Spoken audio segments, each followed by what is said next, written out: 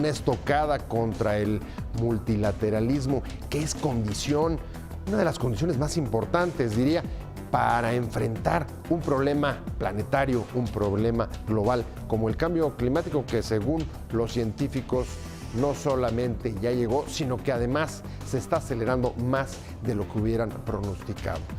Vamos a hablar de este tema en Opiniones Encontradas, sobre todo como preámbulo también de la cumbre de cambio climático que se va a celebrar ahora, como no pudo haber sido en Chile por las protestas, canceló recibirla, va a ser en Madrid. Vamos rápido a ver unos datos y arrancamos aquí en el foro con nuestro tema de hoy.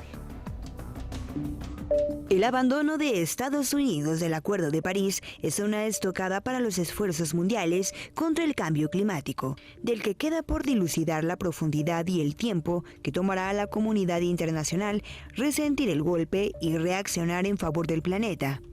Donald Trump había prometido dejar el acuerdo desde que era candidato presidencial y lo cumplió hace 3 días cuando notificó formalmente el retiro de su país, que es uno de los principales emisores de gases de efecto invernadero a la atmósfera. A pesar de noticias desfavorables para el Acuerdo de París, España acogerá finalmente la Cumbre del Clima de Naciones Unidas, conocida como COP25, luego de que Chile decidió retirar su sede por las protestas sociales. La conferencia de la ONU, que ahora se celebra en Madrid, debe servir para que los negociadores de los países terminen de cerrar el reglamento de desarrollo del Acuerdo de París contra el calentamiento, que se debe empezar a aplicar durante la próxima década. Posturas. 1. El secretario de Estado Mike Pompeo comunicó: hoy empezamos el proceso formal de retirada del Acuerdo de París. Estados Unidos está orgulloso de su trayectoria como líder mundial en la reducción de emisiones, impulsando la resistencia, el crecimiento de nuestra economía y asegurando el suministro de energía para nuestros cuidados, señaló. 2. A pesar de la salida de Estados Unidos, Patricia Espinosa, secretaria ejecutiva del Área de Cambio Climático de la ONU, consideró algo alentador ver que los países trabajan juntos en un espíritu de multilateralismo para hacer frente al cambio climático, el mayor desafío al que se enfrentan las generaciones presentes y futuras. 3. Los científicos advierten que se sufren las consecuencias del calentamiento global y no solo eso, sino que nos encontramos en una situación de emergencia climática. Así lo afirma un equipo internacional de investigadores en un artículo publicado en Bioscience, que ha sido respaldado por más de 11.000 científicos de 153 países del mundo. Arrancamos con Opiniones Encontradas. Muchas gracias por estar con nosotros. Vamos a hablar de cambio climático. ¿Y por qué? Porque esta semana notificó formalmente a Estados Unidos que abandona el Acuerdo de París. ¿Qué significado tiene esto? ¿Qué trascendencia para los esfuerzos del combate al cambio climático? ¿Es posible luchar contra ese problema global sin un esfuerzo multilateral? ¿Cuántos países lo van a seguir? Esto es lo que preguntaba en la introducción y ahora lo vamos a debatir y por eso me da mucho gusto que esté con nosotros Adrián Fernández, que es director de Iniciativa Climática de México. Adrián, un placer. Un gusto estar acá con ustedes. De verdad, mucho gusto y gracias por venir.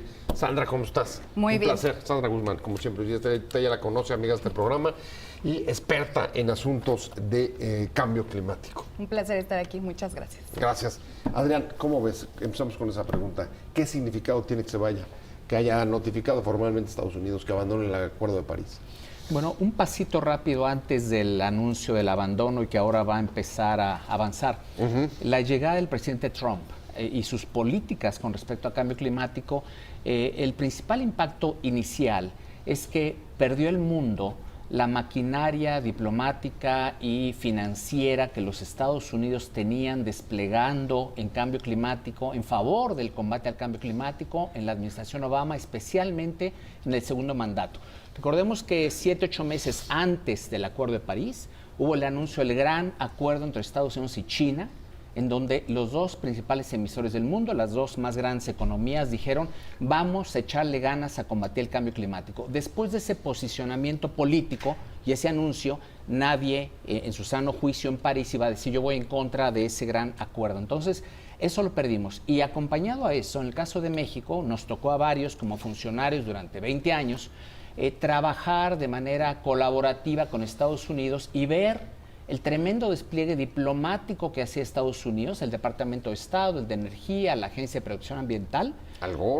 Al Gore, una maquinaria impresionante, no con demasiada visibilidad, pero muy eficaz en ayudar a construir acuerdos. Había un grupo que era el grupo de las principales economías, donde se discutía a nivel muy alto los principales acuerdos, que nutrían a las negociaciones internacionales. Entonces, primer punto antes de la parte de salirse del Acuerdo de París. Y ya en cuanto a salirse, una de las preguntas clave es, Estados Unidos, aún no estando formalmente en París, en términos de sus emisiones contaminantes, los esfuerzos, sobre todo a nivel subnacional, van a ser suficientes para que al 2030, aunque el país no esté formalmente en el acuerdo, reducirán ellos sus emisiones. Ahí hay diferentes escenarios. Algunos de nuestros colegas que consultamos nos dicen, viene muy acelerados los esfuerzos de ciudades, de estados, de compañías, de fundaciones, etcétera, que no es un asunto menor, pero a lo mejor queda corto. Pero termino diciendo, primera intervención, que dado la gran brecha que tenemos, aún en el caso que todos los países que firmaron París, incluyendo Estados Unidos, cumplieran al llegar al 2030 sus metas de manera estricta, quedaríamos en el mundo con una brecha grandísima de emisiones adicionales pendientes que tendríamos que reducir para que nuestra trayectoria de calentamiento no pasara de 1.5 o 2 grados. Entonces estamos en serios aprietos. La salida de Trump bien puede significar que Estados Unidos, aunque están pasando muchas cosas a nivel subnacional, no alcance ni siquiera a cumplir las metas que había planteado dentro de París. Yo creo que es la pregunta pertinente de entrada. La retomo. En efecto, Sandra, ¿tú qué opinas? En esta situación, los esfuerzos subnacionales que haga Estados Unidos, sus ciudades, empresas, etcétera, dan para tener alguna esperanza de que contribuyan, aunque sea unilateralmente, a reducir emisiones? Por supuesto que partimos de un escenario en el que Estados Unidos sigue siendo el principal emisor per cápita, ¿no? Si bien China superó significativamente las emisiones, digamos, de gases de efecto invernadero, Estados Unidos sigue siendo un ciudadano estadounidense emite más que cualquiera del mundo. Y por supuesto que es bueno la manifestación de estados como California, Nueva York, de hacer algo para combatir el cambio climático. Pero hay un dato muy importante y es que las políticas energéticas que Estados Unidos ha digamos, establecido a partir de la llegada de Trump han llevado incluso a un incremento de las emisiones de gases de efecto invernadero. En 2018 se hacía un análisis en el que se revisa la política energética y se habla de un incremento de 34% de las emisiones de gases de efecto invernadero, entre ellas asociadas a la actividad de fracking, que es esta actividad para sacar gas, que ha tenido algunos beneficios en términos de la economía, según los analistas, pero al final del día, en términos de emisiones, Estados Unidos sigue incrementando. A ver, dirían que además, digamos, de reducirse esta maquinaria diplomática y financiera, también se ha reducido, digamos, el impulso que traía las energías limpias, porque parece que en el fondo aquí hay una lucha digamos, de modelos de desarrollo muy complicada. El modelo, digamos, de las petroleras, de la energía fósil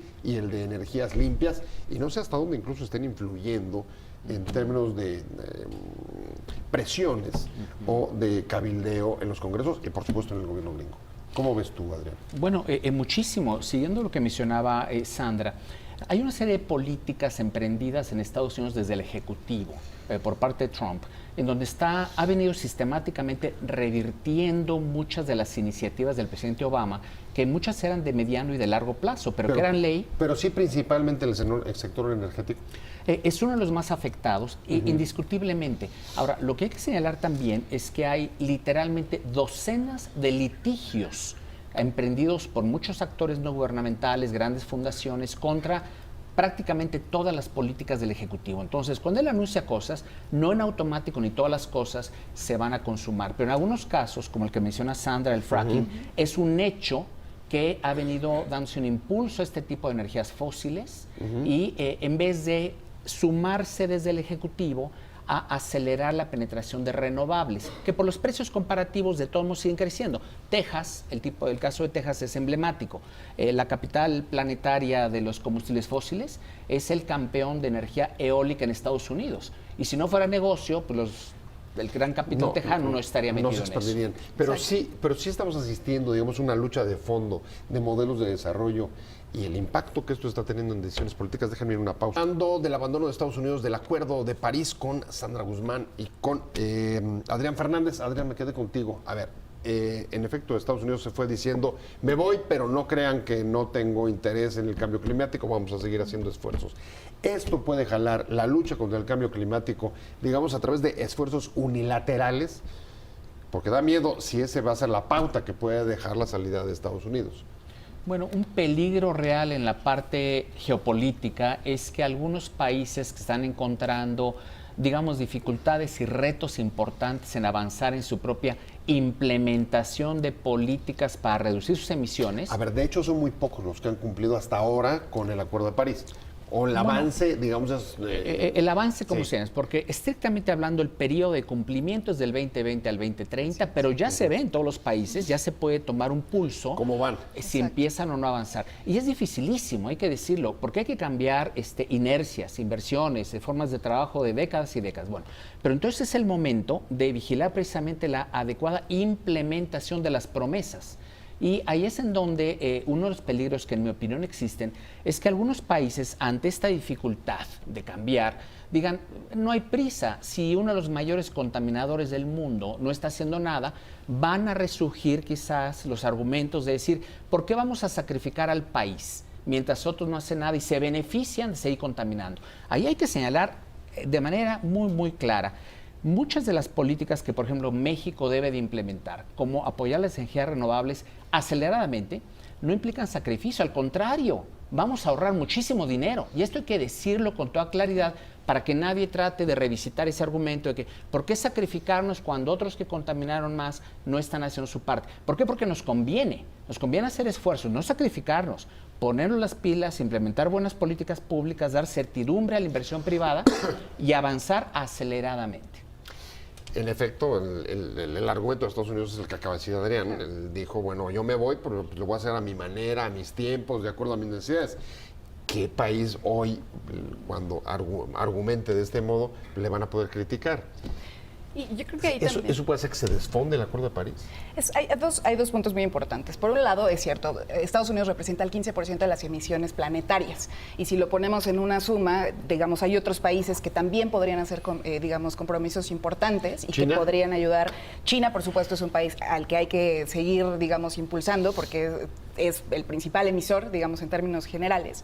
Pero hay un tema que también preocupa mucho con la salida de Estados Unidos, que tiene que ver con justamente la provisión de financiamiento. No olvidemos que los países desarrollados tienen una obligación de proveer financiamiento a países en desarrollo para seguir accionando en temas de mitigación, de reducción de emisiones y de adaptación. O sea, se está saliendo el principal financiador. Entonces estás ya hablando... no solamente es la maquinaria que perdimos, digamos, con el gobierno de Obama, sino se va a secar esa fuente de recursos. Y, por ejemplo, Estados Unidos era uno de los principales financiadores del Fondo Verde del Clima, por ejemplo, que es el mecanismo que se crea en el marco de la Convención para realmente intentar acelerar algunas acciones de reducción de emisiones y adaptación.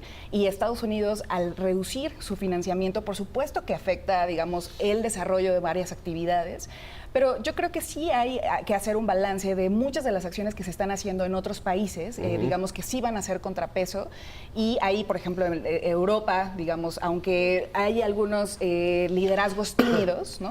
Hay algunos países, el caso de Francia, el caso de Alemania, que ya han establecido que van a ser carbono neutral en 2050. Entonces ya han hecho compromisos. O sea, que se mantienen. Que se han hecho, digamos, ya compromisos específicos y que ahorita están trabajando en, bueno, pero a ver, ¿qué va a significar? mantenerse... ¿implica que puedan tomar el liderazgo o sustituir el liderazgo que por lo pronto parece dejar el gobierno de Estados Unidos o el país, perdón? No se puede sustituir y además hay que recordar una vez más que el tamaño del desafío planetario es tanto que no es una cosa u otra, necesitamos a todo mundo haciendo su mayor esfuerzo, mucho mayor que lo que hasta ahorita se ha reflexionado y puesto sobre la mesa. Se está amenazando lo que está en la mesa, que no es suficiente, falta mucho más. Entonces la situación es muy grave y no parece que nos hemos dado cuenta. A ver, no nos hemos dado cuenta, la situación es mucho más grave, pero también los esfuerzos son bastante desiguales. Claro. Y eso preocupa, lo comentábamos en el corte. Tienes el caso de Noruega, tú lo ponías como un ejemplo, digamos, de paradigma de cómo puede caminar, pero también tú ponías el caso de China, que pueden estar justo en una doble moral, que por un lado reduce, pero por otro lado te avienta financiamiento para el carbón entre el sureste asiático. A ver, ¿cómo entender la lógica de estos esfuerzos? ¿Cuáles son las fuerzas que, digamos, están encontrándose y que caminan en sentido opuesto? Yo diría, esto no es una respuesta sencilla, pero un elemento importantísimo en mi opinión es liderazgo con conocimiento. Y quiero hablar brevemente del caso de la India. ¿No? La India es un país con grandes desafíos, tiene cientos de millones de habitantes sin acceso a electricidad y en situaciones de pobreza extrema. La India estableció que al 2022, ya a la vuelta de la esquina, va a instalar algo así como 160 gigawatts de generación. ¿Qué es eso? 3 veces el total de generación eléctrica hoy de México, más o menos. La India lo va a poner en renovables, en viento y sol. Y antes de llegar al 2022 ya duplicó la apuesta. Y entonces la India está viendo cómo hace compatible sus grandes carencias de desarrollo básico, combate a la pobreza, acceso universal a la energía. Con el cambio de modelo. Con el cambio de modelo, porque hoy hay que subrayar, al menos en la parte de generación de electricidad, lo que es la mejor opción para el clima y para el ambiente, también lo es económicamente. Claro. Y también lo es... O sea, no es solamente un tema, no hay que sacrificarse. De medio ambiente. Me gusta el término, liderazgo con conocimiento. Sí. ¿Es lo que está faltando en el gobierno de Estados Unidos? Definitivamente. A ver, porque lo que estamos viendo además, Sandra, es liderazgo con conocimiento y lo primero que están dudando es lo que dicen los científicos. O sea, están en tela de juicio. Por supuesto. Y además no hay que perder de vista algo que mencionaba Adriana al inicio, y es que los compromisos que están hoy en la mesa tampoco nos alcanzan para combatir realmente la crisis, digamos, climática. Estamos hablando de que los compromisos que están planteados en las contribuciones nacionales, que son estas medidas que pusieron los países en el marco del Acuerdo de París en 2015, nos llevan hacia un escenario de más de 2 grados centígrados. Y nosotros tendríamos que estar acelerando para evitar un aumento de más de 1.5 grados, precisamente porque la diferencia entre ese 1.5 y 2 es brutal para los ecosistemas, para las poblaciones, más migraciones y todos los fenómenos que conocemos, y eso implica que lo que hoy está en la mesa no es suficiente. Y en el caso de Estados Unidos, por supuesto que se vuelve, el gran temor es que esta salida de Estados Unidos incite a otros a tomar esa vía y decir, bueno, como no estoy en capacidad... Cada quien su camino, cada quien sus tiempos, vamos haciendo lo que se va pudiendo, y al mismo tiempo, dices liderazgo con conocimiento, y lo que hoy estaba viendo, una publicación firmada por 11,000 científicos de todos los 153 países, parece un grito desesperado, así como de, oigan, de verdad sí son datos reales, ya llegó el cambio climático más rápido de lo que pasaban. A ver, ¿los científicos están, digamos, siendo desacreditados?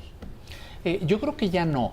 Pero mencionamos hace un rato, lo que no hemos logrado internalizar es la noción de urgencia. A ver, la escala es gigantesca, pero el desafío de la escala, de transformar la manera como producimos energía y todo eso, si tuviéramos suficiente tiempo, lo haríamos y aparecieran tecnologías cero carbono. Pero no tenemos tiempo, tenemos que transformar dramáticamente todo en 2 décadas, prácticamente. Y no lo estamos haciendo, continuamos moviéndonos como planeta en la dirección contraria. Sí se han disminuido un poquito, digamos, las tasas de incremento de las emisiones, pero seguimos incrementando emisiones, no hemos puesto el alto total para empezar a revertirlo. Y como decía Sandra, tenemos que llegar todos a una neutralidad de carbono. Eso lo que significa es que nada de lo que hagamos, bueno, en promedio, puedes compensar, puedes capturar, pero al final, como país, deberías de salir con unas cuentas de 0 emisiones adicionales. Y después que lleguemos a eso, a mediados de siglo, luego vamos a tener que entrar a capturar carbono de la atmósfera. O sea, digamos que la primera meta es el parón. El parón, el freno definitivo. Ya no añadas una sola tonelada más de carbono a la atmósfera. A ver, el parón en la mitad de siglo, pero hoy los propios científicos te dicen, llevamos 40 años de negociaciones globales, y la verdad es que la crisis no solamente permanece, sino, como tu palabra, es cada vez más urgente. Exacto. Explícame eso. Un- A ver, no es muy alentador. No, Vaya, desde luego que no, y yo creo que poco estamos... frustrante, me imagino. Estamos en un momento crítico y coincido totalmente en que no hemos logrado transmitir la urgencia de la acción y por el contrario, pese a que hay mucha información sobre que ya tenemos que cambiar el sistema energético, ya no podemos basarnos en combustibles fósiles, pese a que ya tenemos toda esa información, hay países, como es el caso de México, que siguen apostando a los combustibles fósiles y es ahí en donde entra realmente la crisis, inclusive de los científicos, es decir, la información está al alcance de la mano y no estamos haciendo caso, porque ya no solo hablemos de que tenemos que cambiar este sistema, es benéfico para los países generar tener una economía Es descarbonizada. interesante. México y, como vimos, también Estados Unidos en distinto grado, pero los dos siguen apostando a los Así es. combustibles fósiles. ¿A qué lo atribuyes? ¿Es una falta de liderazgo con conocimiento? Las razones creo que son diferentes. En el caso de Estados Unidos, yo me inclino a pensar que hay intereses económicos muy fuertes que está demostrado han estado cerca siempre de la Casa Blanca y en particular del... Petroleras. Por supuesto. Compañías de productoras carbón, de gas, de carbón. gas, de shale, todo esto. Y ellos hacen un lobby muy efectivo, en este caso con los republicanos, que están metidos hasta el cuello, con O el sea, presidente pagan Trump. campañas. Por supuesto, Así y es. más. Ajá. Y más que campañas. Entonces, en Estados Unidos, esos son los intereses que prevalecen. En el caso de México, creo que hay desafortunadamente, un desconocimiento de cuestiones elementales como lo siguiente. Actualmente se da prioridad, y creo que es correcto, al desarrollo social, combate a la pobreza. El gran problema, el gran error, diría yo con mayúsculas, es pensar que el desarrollo y el bienestar y la parte social, combate a la pobreza, está peleado con las mejores alternativas ambientales y climáticas. Hoy es todo lo contrario, pero parece que no se entiende. A ver, el peor error es justo disociar el desarrollo social del medio ambiente. Regreso, Sandra Guzmán, me quedé contigo, especialista en cambio climático. Decía, Adrián, el gran problema del gobierno del Obrador es que está confundiendo el desarrollo social como si estuviera peleado con el medio ambiente. Así es. ¿Cómo lo ves tú? O sea, ¿compartes la crítica y dónde te parece desde tu punto de vista que falta, digamos, el eslabón? Totalmente, yo coincido y creo que uno de los mejores ejemplos que podemos poner en la mesa es que, bueno, una de las propuestas es reducir la pobreza. En ella también lo que se proponen es que seamos cada vez más independientes energéticamente. Y una de las grandes soluciones que tenemos en este país y en muchos países del mundo es aprovechar la energía renovable, que además producir energía renovable en México ya es más barata que la energía tradicional y el gran beneficio que tiene la energía renovable es que puede ser descentralizada. Tenemos todavía en México 3 millones de personas que no tienen acceso a energía y a través de la energía renovable podrías no solo brindarles este acceso para poder desarrollar sus actividades, sino que también puedes generar empleos y por supuesto puedes reducir la huella de carbono de muchas poblaciones y este es el tipo de ejemplos que son muy claros de las posibilidades que tiene México de aprovechamiento y no lo estamos haciendo. A ver, ¿y por qué? ¿Por qué el gobierno mexicano no está, digamos, entendiendo ni la urgencia ni está siendo suficientemente receptivo para entender que ahí hay un aliado contra el combate a la pobreza? Yo creo que hay dos razones en el sector energía. Primero, que se está confundiendo lo que es seguridad energética con autonomía energética. Son dos cosas muy diferentes. Tú alcanzas la seguridad diversificando mercados, teniendo almacenamiento de combustibles, en fin, usando muchas fuentes de energía. Y la autonomía es algo que parece que se está persiguiendo casi obsesivamente, que es llegar un día en donde seamos autosuficientes. Que no necesites del mundo, de vaya. nadie. Claro. Y entonces, en medio de la globalización lo que queremos es, Claro.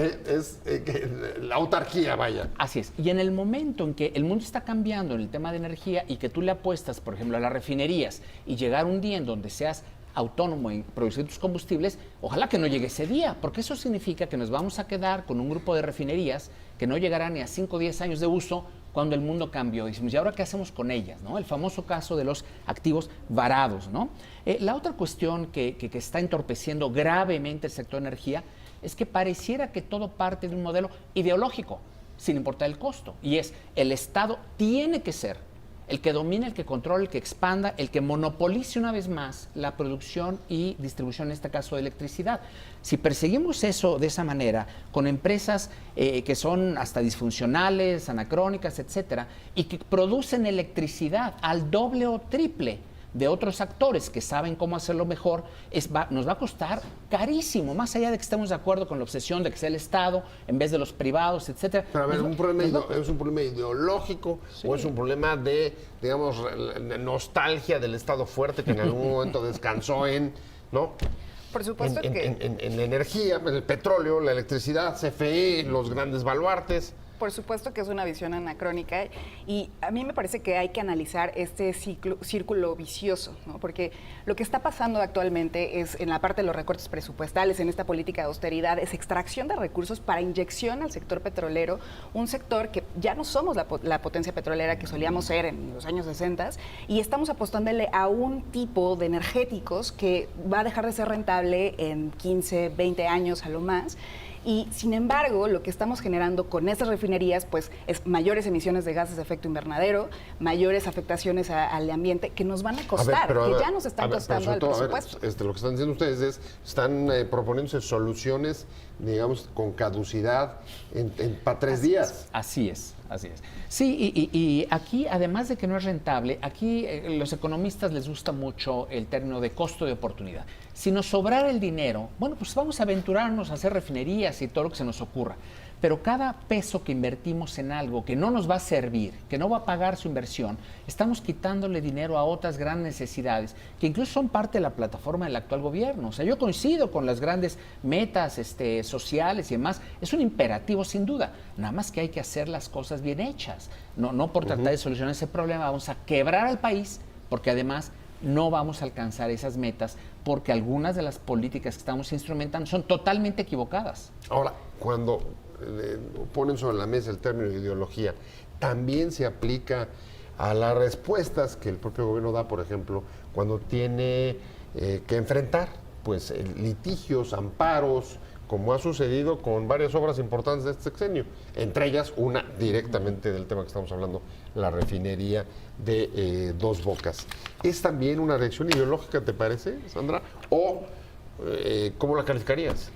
Creo que es muy difícil decir cuál es el tema de fondo, pero a mí me llama mucho la atención que es en donde se está desarrollando la refinería, es un lugar en donde hoy se está hundiendo. Y bueno, hemos visto las fotos. Totalmente. Ahí sí, salvo que estén truqueadas, no sé, no creo, pero... Y uno se pregunta, ¿qué es lo que tenemos que ver? ¿Cuál es la información que tenemos que aproximar al presidente para hacerle ver que, primero, no es una zona en donde se debería construir una refinería, y segundo, que tenemos varias refinerías que no están siendo tratadas, o sea, tienen que también, digamos, no están dando la capacidad, ¿no? Entonces, y te vuelves nuevamente hacia una inversión que además son inversiones que van a durar 50 años. Y el punto es, ¿en dónde vas a tener 7,000 millones de dólares? Porque además en eso está evaluado. ¿Qué podrías hacer con ese recurso para promover energía renovable, para promover electromovilidad y otras alternativas? Que ya ni siquiera necesitas tanta inversión del sector público. El punto es cómo estás incentivando a que otras tecnologías también jueguen, sean parte de la matriz. O sea, estamos invirtiendo en chatarrización. Sí. Eso es un poco lo que quieren decir. Yo sé que quieres replicar con litigios. Estamos hablando del cambio climático. ¿Qué va a pasar ahora que Estados Unidos, el mayor emisor de contaminantes de gas invernadero, lo deja? Y me quedé en el tema de Adrián, preguntándote a ti Adrián Fernández, sobre el tema de los litigios. En efecto, lo hemos visto en México, en el caso de proyectos grandes, está el caso de Dos Bocas, pero no es un asunto aislado.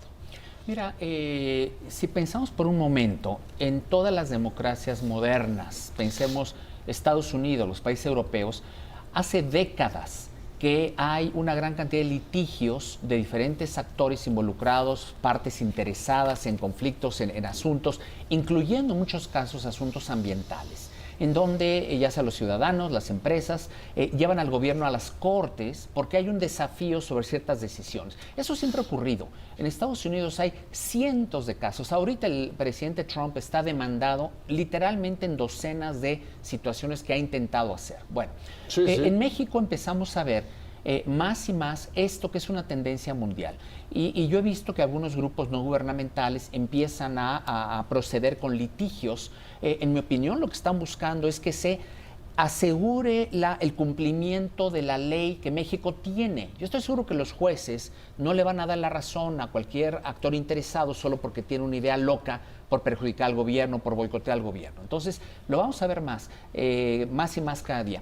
Holanda, comentábamos en el corte, Holanda, el país, fue llevado a las cortes por sus ciudadanos hace 2 años, exigiéndole que hiciera medidas más estrictas de control del cambio climático, que lo que propuso en París no era suficiente, que era una vergüenza para ellos como holandeses eso, y ganaron en las cortes. Y el año mucho pasado, más exigencias estaban claro, pidiendo. y entonces el gobierno holandés tuvo que acatar eso y está haciendo muchos mayores esfuerzos para bajar aún más sus emisiones de contaminantes. Vamos a ver más y más y más de esto, así que no nos debe espantar que en México haya en el futuro más litigios de asuntos relacionados con protección ambiental y protección de evitar las A emisiones. ver, no espantar, pero al mismo tiempo algo está pasando porque la visión no es esta de buscar a través de litigios hacer prevalecer el respeto a la ley o la aplicación adecuada de ella, sino, a ver, jueces con historiales de corrupción, no sé, en el caso del fallo sobre medio ambiente, cómo se hayan o cómo se estén comportando y, por supuesto, pues la visión que desde el Ejecutivo del observador hay de esta clase de recursos como un ataque. Así es. Y aquí yo creo que algo que se está intentando en México y que de hecho hace un par de semanas se anunció desde el legislativo es justamente un llamado a la declaración de la emergencia climática en México, ¿no? Un llamado de los legisladores, algunos gobiernos estatales también empiezan a planear algunas acciones. ¿Y qué implica declarar la emergencia climática? Una es aceptar que estamos en una crisis y que eso requiere acciones contundentes. Pero no lo aceptó el Ejecutivo, ¿no? Todavía no lo acepta y lamentablemente la visión del presidente fue de, bueno, no estamos en ninguna emergencia, estamos con nuestro programa Sembrando Vida, estamos con estos otros programas y lamentablemente ese es justamente uno de los llamados a la población. No hay un reconocimiento. ¿Se puede transmitir esta sensación de urgencia si desde el propio Ejecutivo están diciendo no hay ninguna emergencia? Yo con Está todo complicado. respeto al Bien. presidente creo que no entendía el tema y que subsecuentemente estoy seguro que los asesores le empiezan a informar y él tiene que entender que reconocer públicamente, como lo han hecho muchos países, no significa claudicar y decir estamos perdidos, no significa, como dice Sandra, reconocer abiertamente que uno entiende la importancia y la urgencia y que por tanto va a Bueno, actuar pues ahí- en consecuencia. Ahí está, muchas gracias. Se me fue el tiempo, Adrián. Adrián, muchas gracias. Adrián Fernández, director ejecutivo de Iniciativa Climática de México. Sandra Guzmán, gracias, experta en cambio climático. Gracias a los dos. Gracias. Pero sobre Muchísimas todo a gracias. ustedes. Los espero aquí